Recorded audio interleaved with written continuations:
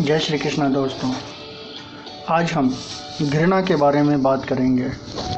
मनुष्य के जीवन में घृणा का क्या स्थान है, घृणा क्या होती है, हम घृणा क्यों करते हैं, क्या घृणा जरूरी होती है। आइए इन सबों के बारे में बातें करते हैं।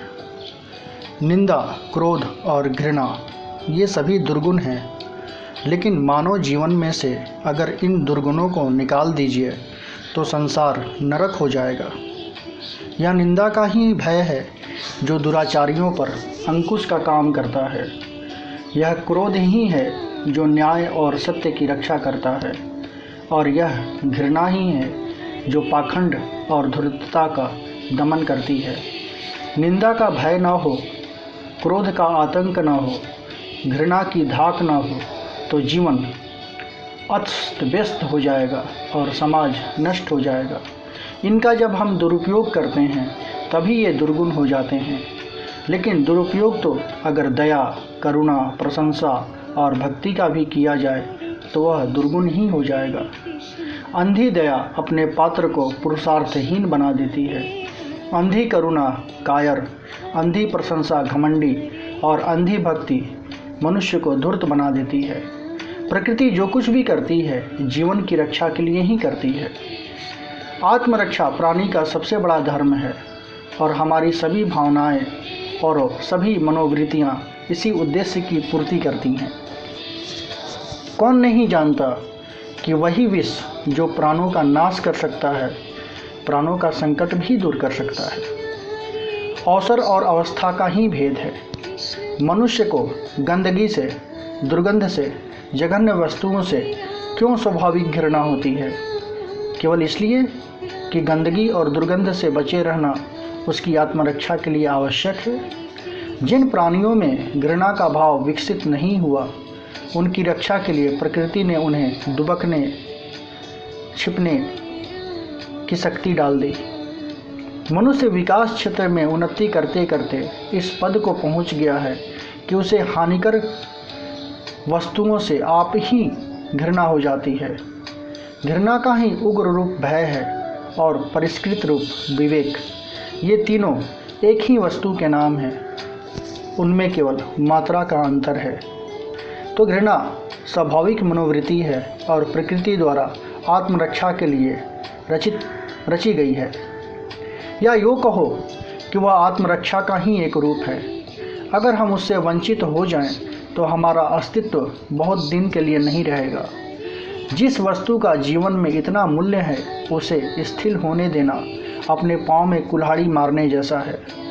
हम में अगर भय न हो तो साहस का उदय कहाँ से हो जाएगा? बल्कि जिस तरह घृणा का उग्र रूप भय है, उसी तरह भय का प्रचंड रूप ही साहस है। जरूरत केवल इस बात की है कि घृणा का परित्याग करके उसे विवेक बना दिया जाए। इसका अर्थ यही है कि हम व्यक्तियों से घृणा न करके उनके बुरे आचरण से घृणा करें। धूर्त से हमें क्यों घृणा होती है? इसलिए कि उसमें धूर्तता है। अगर आज वह धूर्तता का परित्याग कर दे तो हमारी घृणा भी जाती रहेगी। एक शराबी के मुंह से शराब की दुर्गंध आने के कारण हमें उससे घृणा होती है, लेकिन थोड़ी देर के बाद जब उसका नशा उतर जाता है और उसके मुंह से दुर्गंध आना बंद हो जाती है तो हमारी घृणा भी गायब हो जाती है। एक पाखंडी पुजारी को सरल ग्रामीणों को ठगते देखकर हमें उससे घृणा होती है, लेकिन कल उसी पुजारी को हम ग्रामीणों की सेवा करते देखें तो हमें उससे भक्ति होगी। घृणा का उद्देश्य ही यह है कि उससे बुराइयों का परिष्कार हो। पाखंड, धूर्तता, अन्याय, बलात्कार और ऐसी ही अन्य दुष्वृत्तियों के प्रति हमारे अंदर जितनी ही प्रचंड घृणा हो उतनी ही कल्याणकारी होगी।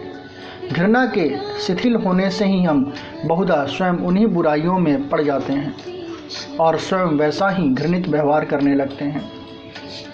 जिसमें प्रचंड घृणा है वह जान पर खेलकर भी उनसे अपनी रक्षा करेगा और तभी उनकी जड़ खोदकर फेंक देने में वह अपने प्राणों की बाजी लगा देगा। महात्मा गांधी इसलिए अछूतपन को मिटाने के लिए अपने जीवन को बलिदान कर दिए, क्योंकि उन्होंने जाना कि अछूतपन बुरी चीज़ है और उन्हें अछूतपन से प्रचंड घृणा थी।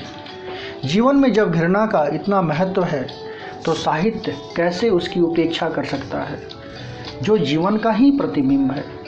मानव हृदय आदि से ही सु और कु का रंग स्थल रहा है और साहित्य की सृष्टि ही इसलिए हुई है कि संसार में जो सु यानी सुंदर है और इसलिए क्योंकि वह कल्याणकारी है, उसके प्रति मनुष्य में प्रेम उत्पन्न हो, और कु यानी कि असुंदर और इसलिए असत्य वस्तुओं से मनुष्य के अंदर घृणा हो। साहित्य और कला का यही मुख्य उद्देश्य है। कु और सु का संग्राम ही साहित्य का इतिहास है। प्राचीन साहित्य धर्म और ईश्वर द्रोहियों के प्रति घृणा और उनके अनुयायियों के प्रति श्रद्धा और भक्ति के भावों की सृष्टि करता रहा है और करता रहेगा। दोस्तों, आपकी इस बारे में क्या धारणा है, क्या राय है, आप क्या सोचते हैं? कृपया कमेंट बॉक्स में हमें ज़रूर बताइएगा। जय श्री कृष्ण दोस्तों।